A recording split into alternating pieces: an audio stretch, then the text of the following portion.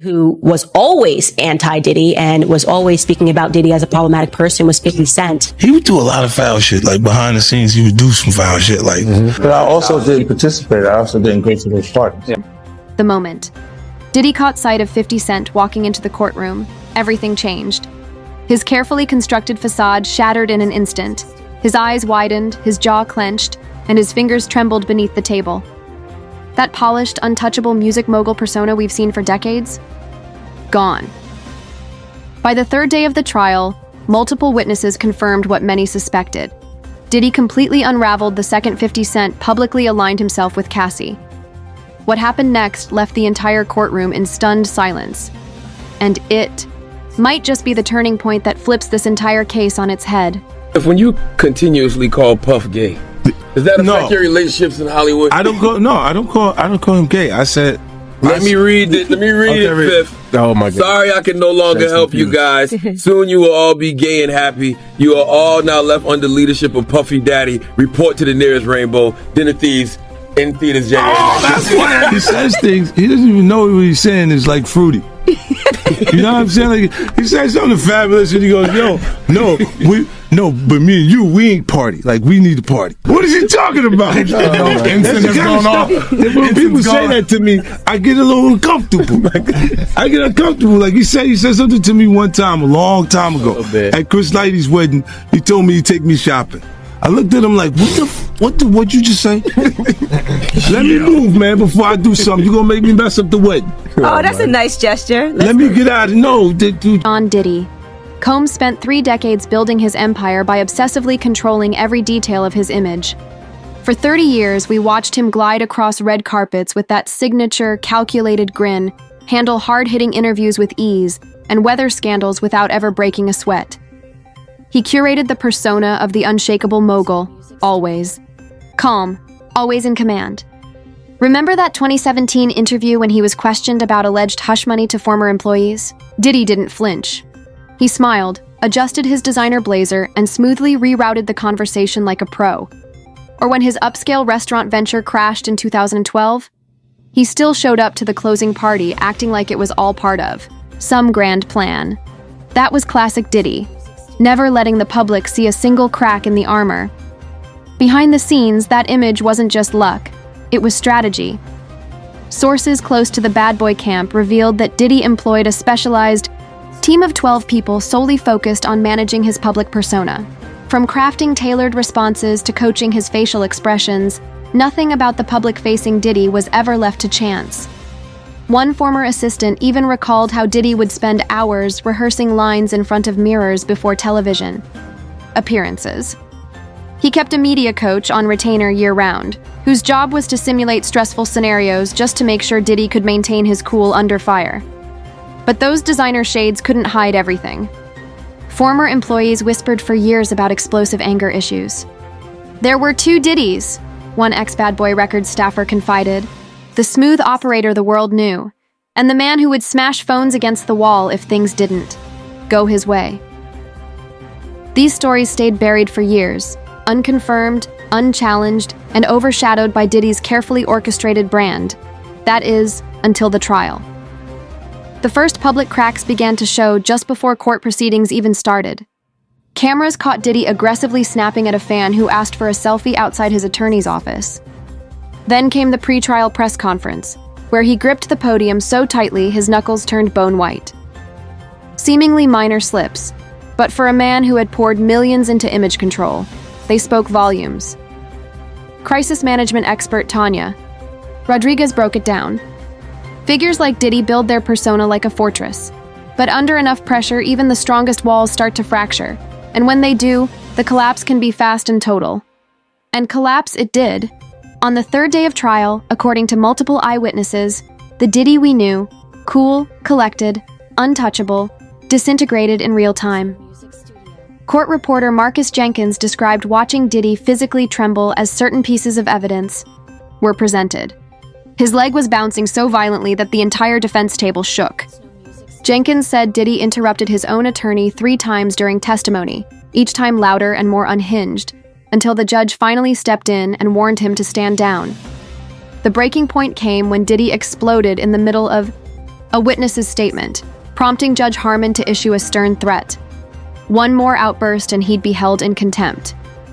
But the real unraveling came moments later.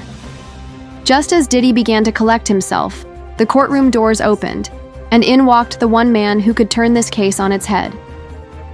The one figure Diddy never expected to see there, siding with his accuser, his longtime nemesis, his rival not just in music, but in pride, power, and ego.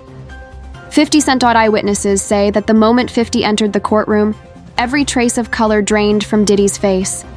His jaw clenched, his eyes locked forward, unblinking. For the first time in his career, the mogul who always controlled the room looked small, cornered. And what happened next could very well shift the outcome of this entire trial. I know you've been heavy on social media talking about it. He did it. And I'm the only one who's been vocal about this long before it actually.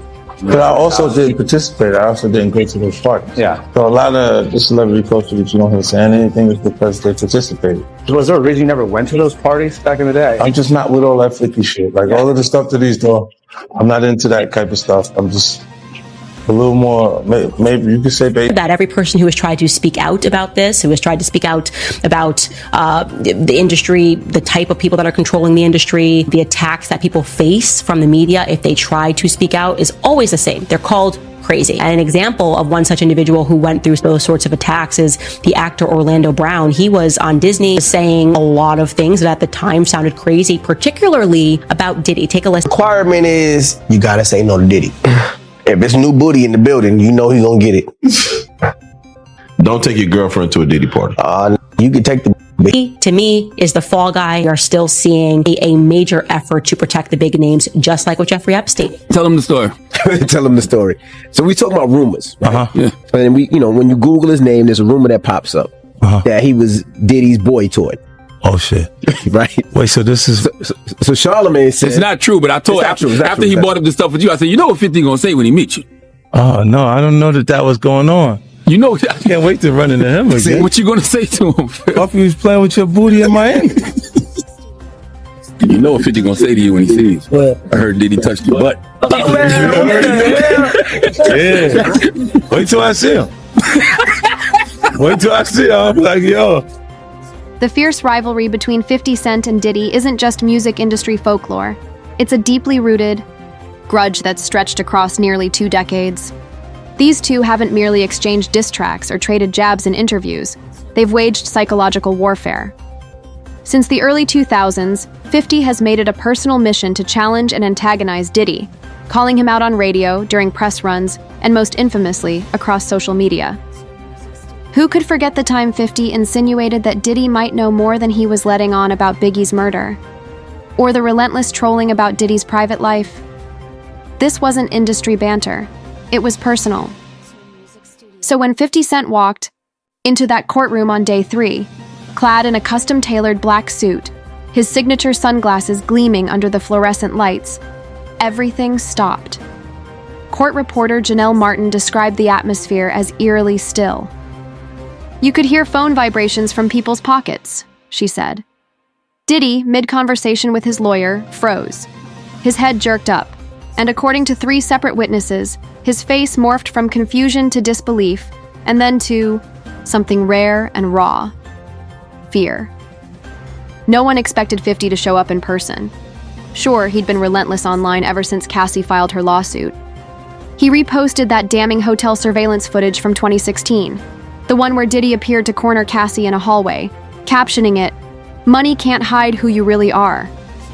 That post alone racked up over 12 million views. But that was just the beginning. What few knew was that 50 had been quietly working behind the scenes. According to a source close to Cassie's legal team, 50's reps reached out to her attorneys almost immediately after the lawsuit went public. He told them he believed her, the insider revealed, and he wanted to help in any way he could. 50 has always known how to play the long game. As 50 took his seat near the back of the courtroom, the room shifted. All eyes darted back and forth between him and Diddy, like spectators watching a tense tennis match. Diddy tried to focus on his attorney's notes, but courtroom sketches captured the truth. He kept glancing back over his shoulder, eyes fixed on his old rival. Then came the turning point. During the lunch recess, 50 stepped outside and stunned waiting reporters. He didn't just state his support for Cassie, he made it official. "I'm investing resources to ensure survivors get heard," he announced, revealing that his G-Unit Foundation would financially support Cassie's legal battle. "This isn't about my history with Diddy," he clarified. "This is about right versus wrong. I'm going to help more women come forward about powerful men in this industry." The moment that news hit Diddy inside the courtroom, the reaction was explosive. Witnesses say he slammed his fist on the defense table so hard that his glass of water toppled. His attorney leaned in, trying to calm him, but Diddy was trembling. Court security began subtly repositioning, edging closer, sensing the volatility. And just as tensions hit a boiling point, prosecutors dropped their own bombshell. They were prepared to present brand new evidence. The room fell into a stunned silence as the prosecution claimed they had proof, undeniable proof, that Diddy had lied under oath. Courtroom screens flickered to life, and what they showed next left everyone breathless. The evidence that followed didn't just threaten to shift the trajectory of the trial, it threatened to destroy the very foundation of Diddy's defense. Like behind the scenes, he would do some foul shit, like hating on, like doing things with people I done business with that he done business with. He would say shit that I was like, he said that to you? Right. I was like, yeah, it's all right. You know what I'm saying? Like, you know, and niggas don't know what they like till they see somebody with it. So they want the girls after you're done with them and shit. Yeah, leftovers. Yeah. You take your leftovers. A lot of niggas have my leftovers. Wow, they found Kendrick and Wifey. You know, that's obviously doing shopping. They got the same outfit. Yeah, it's true. Yeah, that's a nice shirt. Though. It's a nice shirt. All right, so when he said the shopping line in real life, what did you say? I said, let me get away from him. Cause it was like, he was like, yo, no, you hot now. Now we gotta hang out now. Like, you know, like hang out. Yeah. He said, I don't know, maybe I take you shopping and I get you some flash and you could give me the hood shit. And I was looking and I was like, let me just move away from him because I'm gonna mess up the wedding. I always say to myself, like, it was someone's wedding? It was Chris Lighty's wedding. It was in Miami. Nori's there. Nori knows this. Cause I looked at him like, yo. The courtroom was already thick with tension following 50 Cent's bombshell arrival, an atmosphere so electrically charged it felt as though the very air was holding its breath. Whispers buzzed across the gallery, eyes darted from the prosecution to the defense, and even the jury leaned in ever so slightly, as if bracing for impact. The prosecution team sat with an unmistakable confidence, a calm, calculated readiness that screamed, "Something big is coming." Then came the announcement, cold, clear, and deliberate. "Your Honor, we wish to present evidence item 47B," the lead prosecutor stated. Confusion immediately clouded the defense table. Diddy's lead attorney shot up, his tone sharp and defensive.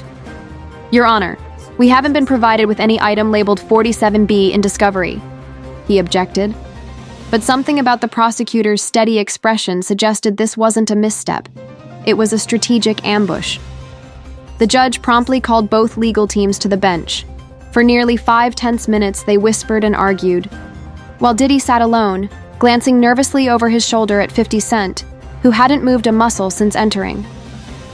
The courtroom artist later told me that Diddy began cracking his knuckles, slowly and deliberately, something she'd only seen him do once before, during a deposition years ago when he was cornered. When the attorneys finally returned to their seats, Diddy's lawyer looked utterly defeated. Then came the judge's statement. "The court will permit this evidence, as it was only discovered yesterday." Gasps rippled through the courtroom. The screen came alive, and everything changed. The footage was grainy but unmistakable, dated April 2018 from a hallway inside Diddy's Miami property. There was no sound, but the body language needed no interpretation. It showed Diddy and Cassie in a heated confrontation. He pointed aggressively, appearing to yell. Cassie backed away. Then, to the collective horror of everyone watching, Diddy grabbed her by the shoulders, shook her violently, and shoved her to the floor. The courtroom erupted into stunned silence, then audible gasps. Diddy shot to his feet so quickly his chair flew backward and clattered to the ground. "That's not what happened!" he shouted, voice shaking with panic. His attorney lunged toward him, grabbing his arm, urging him to sit. Diddy resisted for a moment before slumping back down, face ashen, breathing shallow and erratic.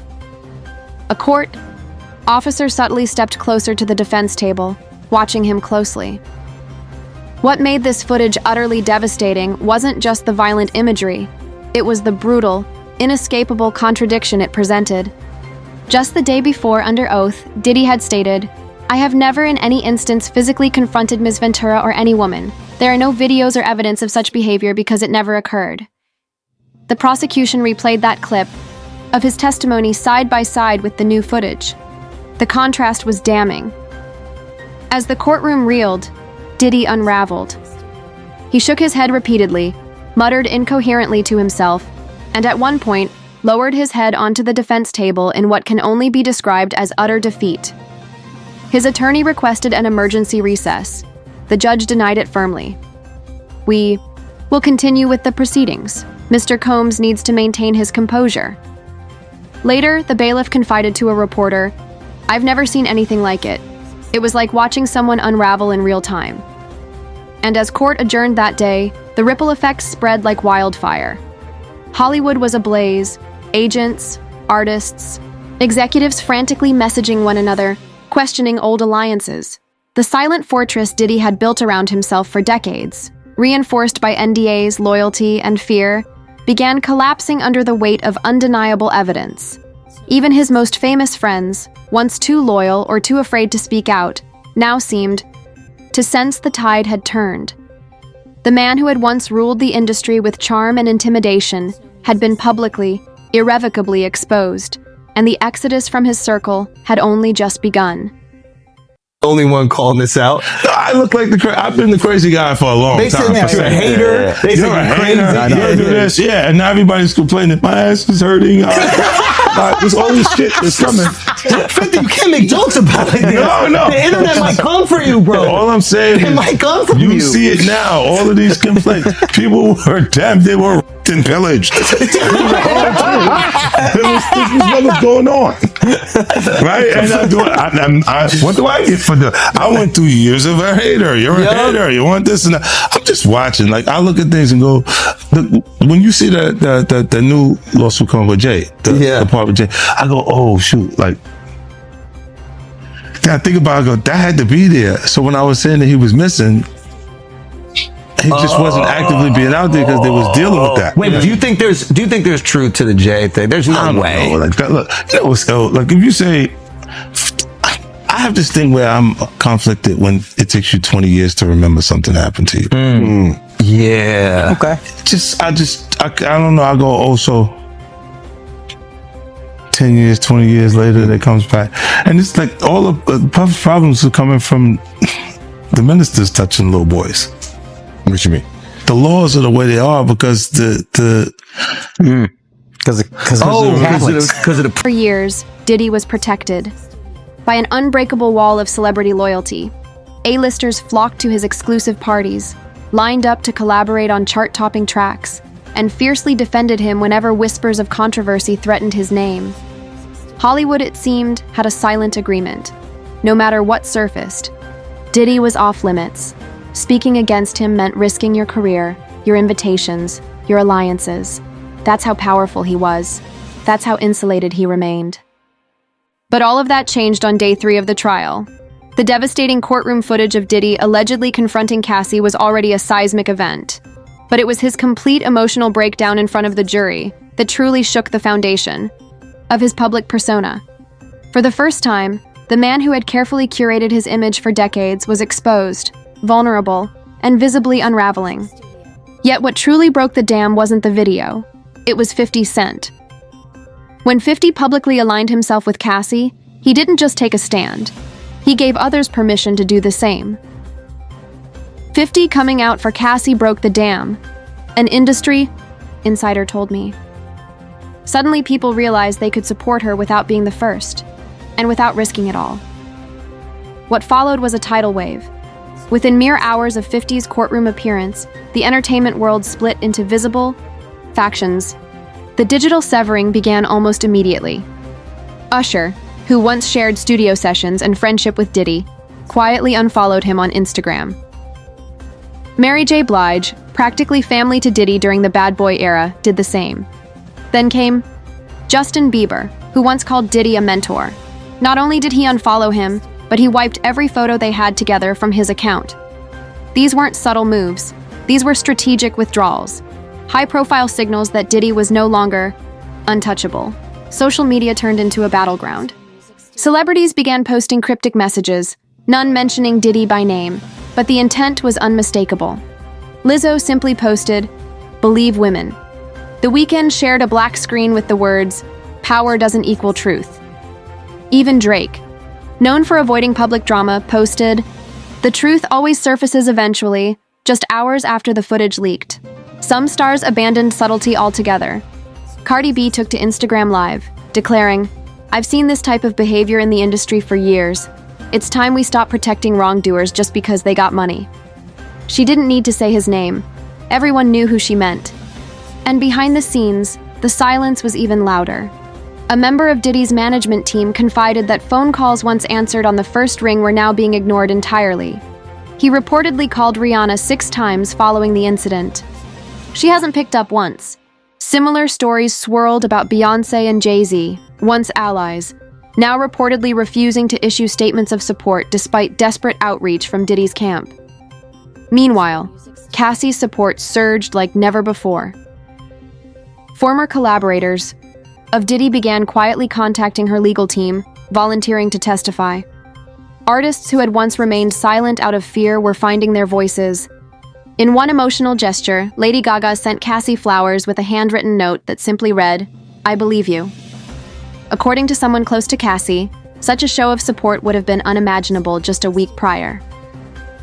The power dynamic had shifted. For decades, Diddy held Hollywood in the palm of his hand.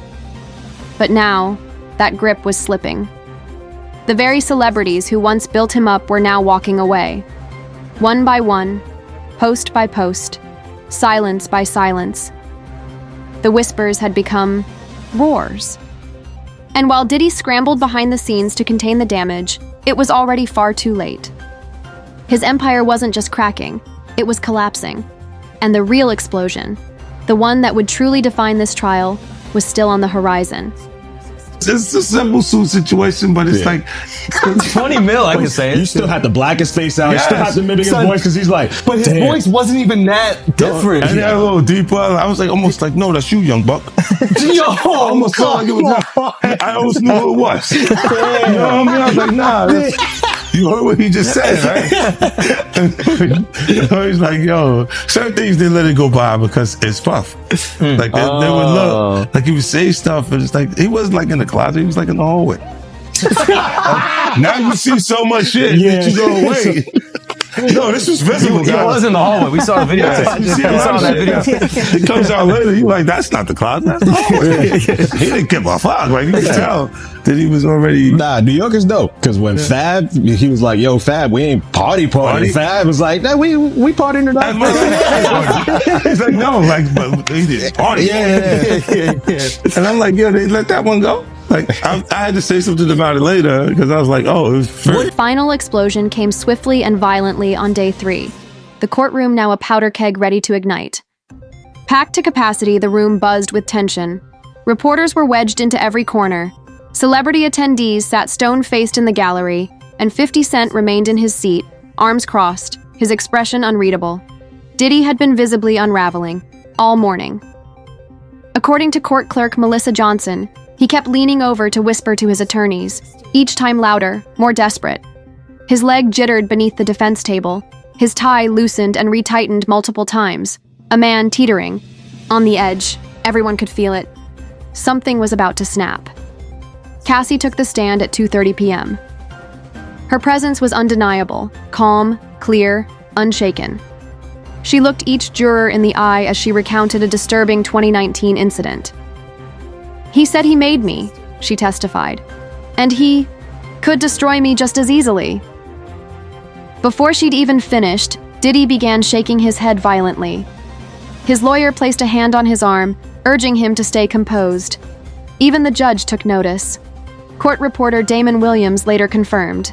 The judge wrote a note and passed it directly to Diddy's team, a silent but firm warning.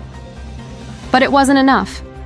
The real detonation came when Cassie described a 2018 party at Diddy's Hampton estate. She testified that after he saw her talking to another music executive, he locked her in a bedroom for 2 days.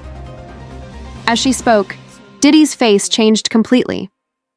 His eyes widened, jaw clenched, and a vein pulsed visibly on his forehead, captured in brutal detail by the courtroom artist. Suddenly, Diddy stood. His attorney reached up, gripping his jacket, trying to pull him back down, but it was too late. "That's all lies!" he screamed, pointing straight at Cassie. "You know what you did!" The courtroom froze. Cassie flinched but kept her gaze forward. Diddy then turned his fury toward the gallery, toward 50 Cent. "And you!" he bellowed, voice cracking. "You'll regret getting involved in this." Security jumped into motion. 2 officers moved swiftly between Diddy and the witness stand. Another took position behind his chair. "Judge." Harmon didn't hesitate. She slammed her gavel 3 times. "Mr. Combs, you will control yourself in my courtroom. One more outburst and I will hold you in contempt. Security, remain in position." Diddy's attorney scrambled to request a recess, but the judge cut him off sharply. "Sit down, counsel. We will continue." Gasps rippled through the gallery. The man known for his smooth persona, his carefully curated public image, had lost control in the most public arena possible. A juror was seen writing furiously in her notebook. It wasn't looking good for the defense. Remarkably, Cassie remained composed. She took a sip of water and resumed her testimony as if nothing had happened. Her lawyer would later say this composure came from newfound confidence. Confidence born from knowing she wasn't alone anymore. With powerful allies like 50 Cent, she finally felt safe speaking the truth. And 50's response to Diddy's outburst? A slow, deliberate nod and a faint smile as if to say, "This is exactly where I wanted this to go." That moment destroyed the defense's strategy. Their entire case had hinged on portraying Diddy as a calm, reasonable businessman, a figure of control. But his outburst obliterated that illusion. A legal insider revealed that the defense team spent the entire night scrambling to pivot, abandoning the gentleman image for a new strategy, victimhood. Just this morning, they filed a motion for a mistrial, claiming 50 Cent's presence was a deliberate provocation meant to destabilize their client. They even attached screenshots of 50's posts as evidence of a coordinated campaign against Diddy. But the judge rejected the motion within hours, writing, "Mr. Combs' behavior is his responsibility alone." Meanwhile, Cassie's team was moving swiftly. Her attorney filed a new request to allow 3 additional witnesses who had previously declined to testify. Why the change? According to sources, they came forward after watching Diddy's courtroom breakdown, realizing his grip on the industry might finally be loosening. These witnesses reportedly include a former security guard and 2 personal assistants with intimate knowledge of Diddy's past behavior. Cent has been relentless. Since the outburst, he's posted 7 times about the trial, each post more direct. His most recent featured a split screen of Diddy's courtroom outburst next to the security footage shown earlier, captioned, "Actions speak louder than lawyers." It went viral instantly, racking up over 3 million likes in 6 hours. He's also announced a new docuseries titled Music Industry Secrets, which insiders believe will pull back the curtain on Diddy, and possibly others. But the most powerful transformation is Cassie herself. When she returned to the stand after Diddy's explosion, observers described her as taller, bolder, more certain. "My client feels validated," her attorney told the press. "She's finding her voice." And legal experts agree. Jury consultant Sarah Matthews explained, "Jurors make decisions based on what they witness, and they just watched him lose it. That's going to stick longer than any testimony." One analyst noted a chilling detail. After the outburst, several jurors physically leaned away from Diddy at the defense table. Outside the courtroom, Diddy's empire is crumbling. Revolt Media shares plummeted 14% overnight. Multiple brand partnerships with his liquor companies have been paused. His talent agency is reportedly reviewing his contract. Industry insiders estimate he's at risk of losing over $200 million in deals, regardless of the verdict. The unthinkable has happened. The power dynamic has flipped. Diddy, once the untouchable mogul, now sits isolated and powerless, watching everything he built disintegrate. Cassie, once silenced, now speaks louder and more clearly with every passing day. And 50 Cent? He's not done. He's promising more revelations to come. This trial is no longer just about Diddy. It's about decades of silence, fear, and manipulation in the music industry. And now that silence is being shattered, in real time, for all to see.